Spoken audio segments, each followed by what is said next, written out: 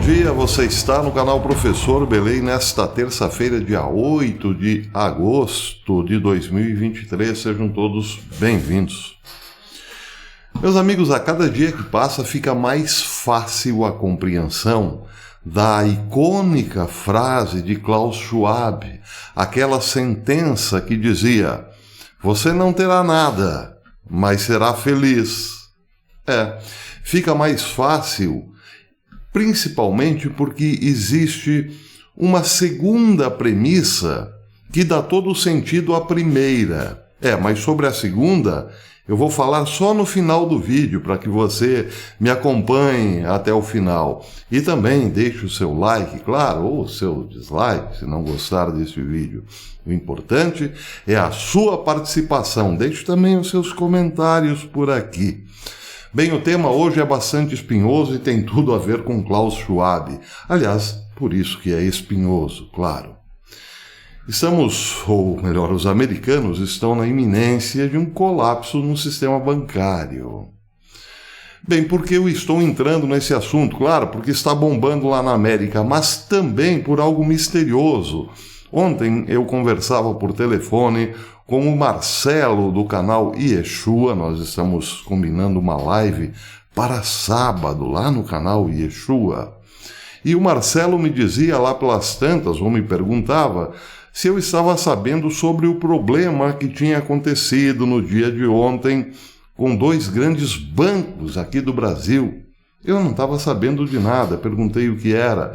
E o Marcelo disse que esses dois bancos ficaram por um longo tempo sem realizar operações bancárias. Algo assim, algo mais ou menos nesse sentido. Eu realmente não estava sabendo. Mas vejam que coincidência. Ontem, dia 7, lá nos Estados Unidos, o tititi em relação a paralisações no sistema bancário deles foi muito grande. O KW News falava, numa matéria assinada por James Turk, que o bochicho foi grande nas mídias sociais por conta dos clientes da Wells Fargo, um dos 4 maiores bancos norte-americanos. Os correntistas diziam que estava faltando dinheiro em suas contas do Wells Fargo. Bem, aí diz a matéria o seguinte: o banco respondeu dizendo que foi uma falha técnica, porém que já estava sendo tratada. Uma falha técnica. Mas há alguns comentários importantes a se fazer aqui, ou necessários que se façam aqui, disse James Turk. As recentes falências dos bancos da Califórnia destacam tanto a fragilidade subjacente dos bancos quanto uma consciência crescente por parte dos clientes de que os bancos são inteiramente frágeis, por 2 razões. Diz o autor da matéria: como vimos no caso do colapso do Silicon Valley, houve uma incompatibilidade de ativo-passivo. Os ativos com maturidade de longo prazo foram majoritariamente financiados por passivos de curto prazo, normalmente depósitos de clientes. Então, quando as taxas de juros subiram, os clientes fugiram do Silicon Valley Bank. Então, o tamanho das perdas contábeis do banco começou a aumentar, o que nos leva, diz ele, ao segundo ponto. As redes sociais forneceram aos clientes do banco informações em tempo real que antes levavam dias ou até semanas para chegar ao conhecimento do correntista. Se havia um problema no banco, ninguém ficava sabendo, porque geralmente a grande mídia não cobre esses problemas, não é mesmo? Já com as redes sociais, a coisa mudou bastante de figura. Em outras palavras, diz o autor da matéria, se os clientes têm problemas com suas contas bancárias, eles ficam sabendo rapidamente pelas redes sociais se é um incidente isolado ou não. O que foi o caso do Wells Fargo, não foi um problema ou um incidente isolado. Além do mais, os bancos ainda precisam lidar com o mercado imobiliário comercial. A grande mídia está pintando um quadro terrível, o que, se for correto, significa que alguns bancos desse setor precisarão lidar com perdas com empréstimos de financiamento de casa própria e assim por diante. Isso afeta a sua demonstração de resultados e, como vimos antes, em outros períodos de incerteza e preocupação financeira, a confiança do depositante pode ser corroída se as perdas forem grandes o suficiente. Mas, hoje em dia, com as redes sociais, a erosão pode ser maior e mais rápida. Todo mundo indo para a porta do banco para sacar os seus caraminguás, claro. Quando se espalhou a notícia sobre o problema do Wells Fargo, por exemplo, o banco teve que notificar a grande mídia de que o problema estava sendo resolvido. A grande questão aqui, é claro, é que muitos bancos estão em uma posição difícil atualmente. Eles estão perdendo depósito à medida em que o Federal Reserve encolhe a oferta de dinheiro, o que reduz a quantidade de dólares depositados nos bancos por seus clientes. Então, o que aqui parece de fácil conclusão é o seguinte: não há depósitos suficientes para que os bancos continuem realizando suas operações cotidianas, menos ainda para dar dinheiro ao correntista que eventualmente quiser sacá-lo, é óbvio. Mas isso parece ser apenas a pontinha do iceberg, porque todos esses problemas, na verdade, estão amarrados ao fundo da grande pedra, que é a seguinte: a enorme, ou melhor, a incalculável, a impagável dívida do governo norte-americano, que, para levar com a barriga, está fazendo mais dívidas para pagar alguns títulos um pouco mais antigos. Entenderam? Então, por conta disso, o problema é insolúvel e tudo indica que sim, o sistema bancário colapsará. Prestem atenção nesse outro artigo, esse assinado por Tyler Duren, do Zero Hedge, publicado hoje. Ele diz o seguinte: há uma iminência de colapso financeiro, colapso bancário nos Estados Unidos, por conta da perversão do dinheiro que foi alimentada pelo governo. Ele diz o seguinte: eventualmente a perversão oficial do dinheiro, especialmente de tomar emprestado uma quantia incrível sem a intenção de pagar, que é, na verdade, o modus operandi do governo Biden, leva à infeliz circunstância do dinheiro desaparecer, até que ninguém tenha dinheiro. E aí compreende-se um pouco melhor a frase de Klaus Schwab: você não terá nada. Ou não se compreende bem ainda a outra parte, mas será feliz. Mas no final, como disse, eu volto a esse tema. Com isso, diz Tyler Duren, a falência do governo se transforma em uma terra inteira de pessoas falidas, que é para onde a América está caminhando. Muitos bancos também quebrarão. Até mesmo os ambiciosos, aqueles que acumularam coisas que pretendem representar dinheiro, irão à falência. Aqui provavelmente ele se refere a esses bancos que também investiram muito em grandes obras de arte, por exemplo. Esse é só um exemplo. Ou então em financiamento da indústria automotiva elétrica e por aí vai. Então ninguém terá condições de comprar nada. Empresas que não conseguem vender, claro, deixam de ser empresas.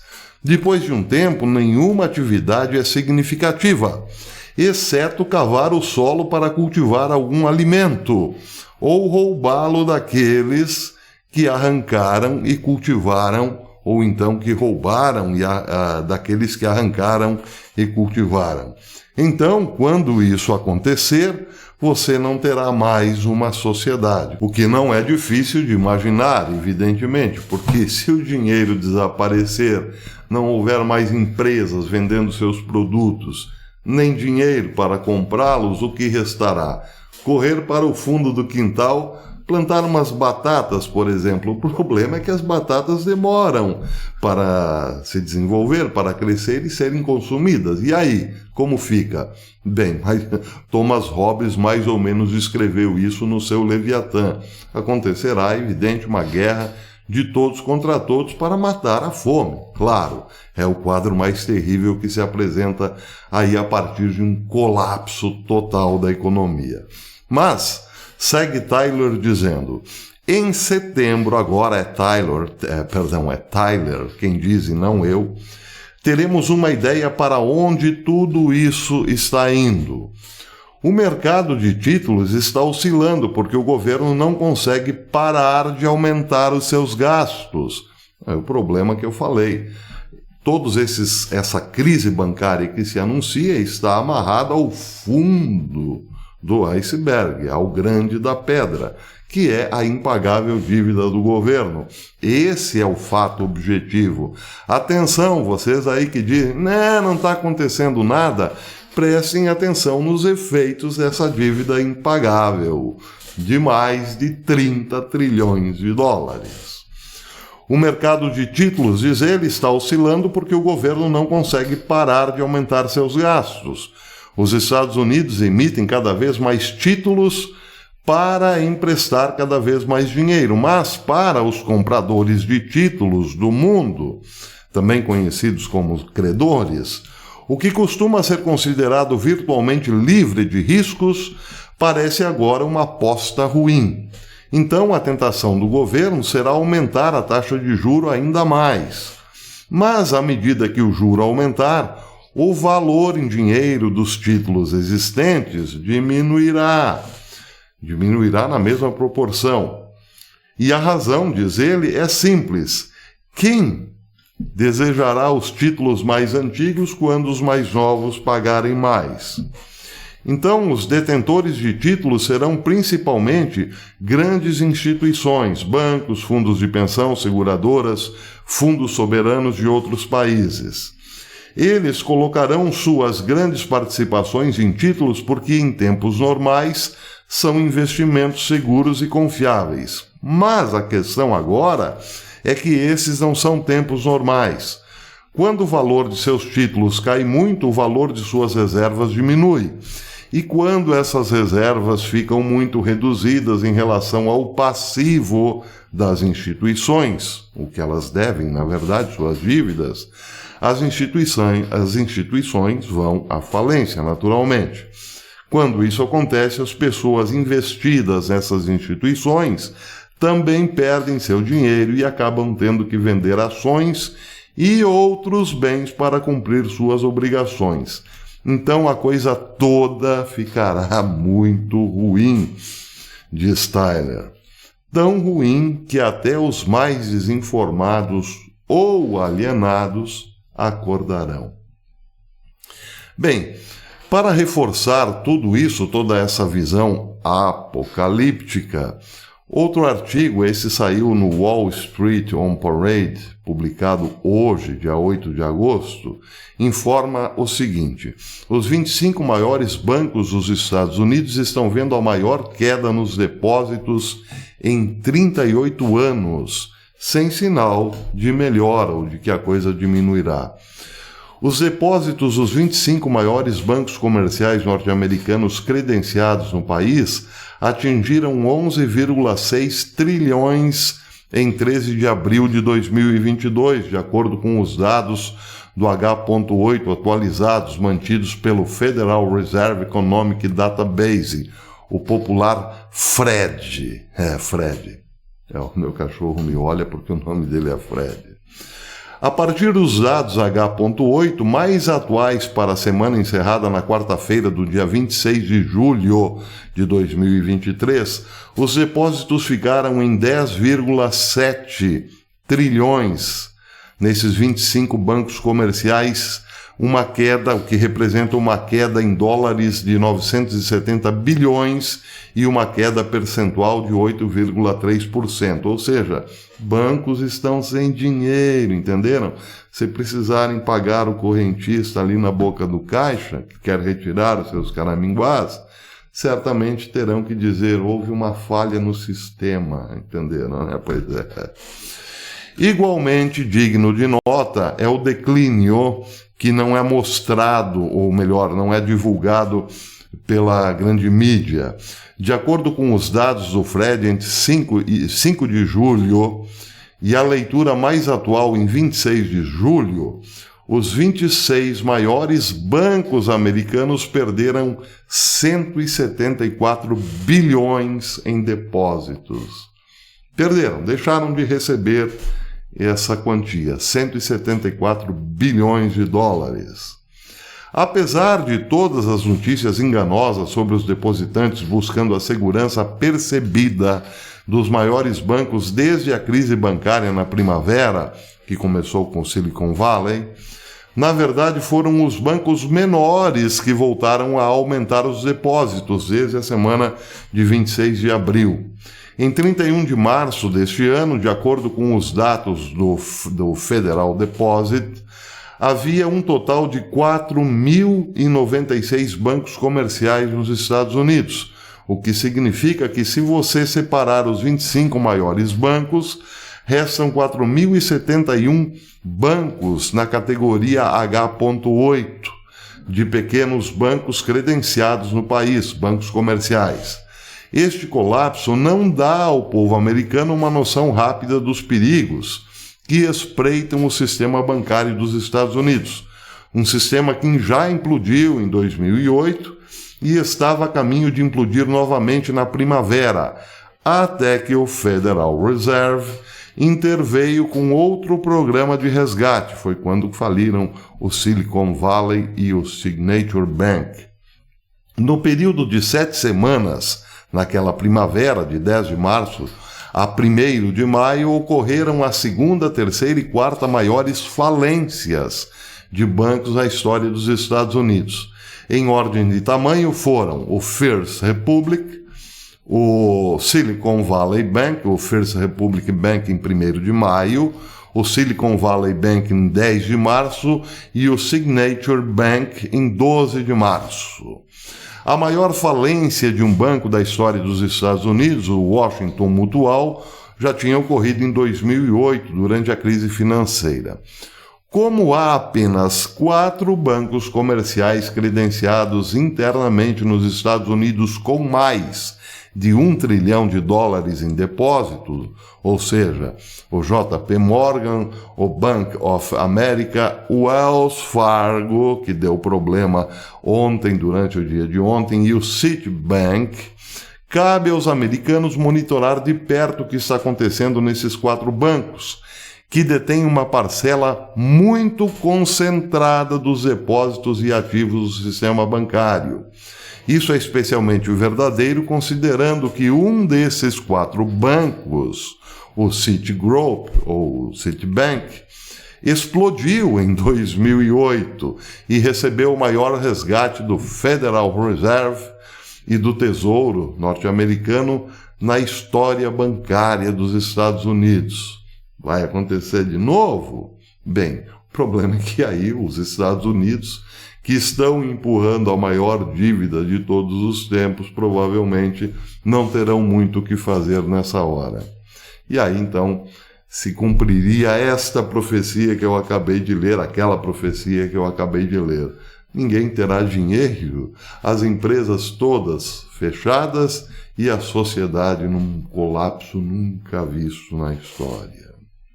Para terminar, desse histórico faria muito mais sentido para o Fed fornecer esses dados de depósitos nas seguintes divisões: depósitos em megabancos com mais de $1 trilhão em depósitos, depósitos em grandes bancos com 200 bilhões a $1 trilhão em depósitos e depósitos em bancos pequenos e médios com menos de 200 bilhões em depósitos. Monitorar o que está acontecendo nesses 4 bancos gigantes deveria ser notícia nas redes noturnas, todos os dias, e nas primeiras páginas dos jornais. Mas isso raramente é feito. Aí vem a novidade, então, das redes sociais. As redes sociais, por outro lado, estão fazendo esse papel. Mais um motivo para censurá-la, não é mesmo? Você deve ter pensado isso, eu aposto.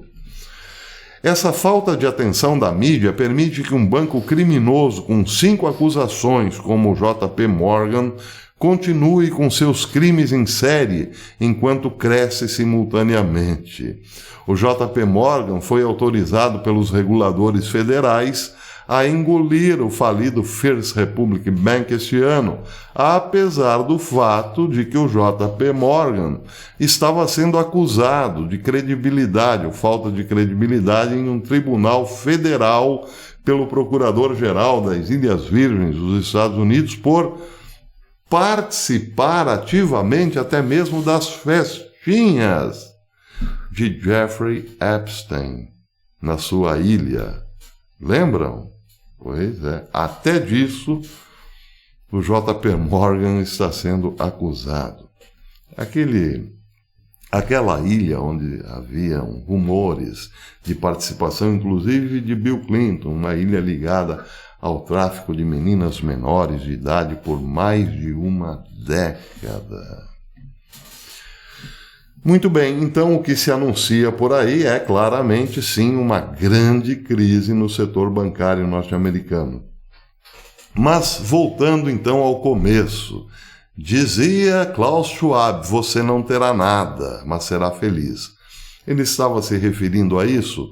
Bem, um colapso bancário americano, claro, dará o pontapé final, não digo inicial, é o pontapé do início da prorrogação do grande reset que vem por aí, não é mesmo? Pois é. Mas então por que a história do você será feliz? Bem, num primeiro momento, você entrará em pânico, porque acabou o dinheiro.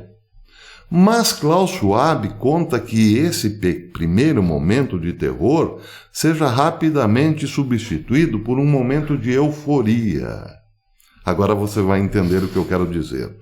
No sábado, eu retuitei a imagem de uma senhora fazendo compras num mercadinho e pagando com a mão. Ela colocou a mão sobre a máquina, pagou a sua conta, a máquina registradora registrou o pagamento e a moça quase que entrou em delírio, por assim dizer. Nossa, que legal! É com essa felicidade que conta Klaus Schwab, porque depois que o sistema bancário vir abaixo, o dinheiro físico desaparecer, então entrará o milagroso chip, um programa de computador que dará àquele que o porta o direito de comprar, vender, etc. e tal. Ainda que não tenha nada. Pois é, a segunda parte da frase de Klaus Schwab entende-se com outra, muito mais antiga, dita por alguém muito mais antigo que Klaus Schwab, a antiga serpente no Éden, que disse aos nossos avós Adão e Eva: sereis como deuses. Pois é, aquela senhora que colocou a mão para pagar uma continha numa mercearia sentiu-se uma deusa. Mal sabe ela o preço que tudo isso nos cobrará. Deus tenha piedade de nós. Até amanhã, se Deus quiser. E não esqueçam, sábado eu estarei lá no canal Yeshua com o meu amigo Marcelo e o Cadu e o Ale Machado, do canal Ale Machado Oficial. Sábado à noite, provavelmente. Mas eu ainda falo mais sobre isso. Até depois, se Deus quiser.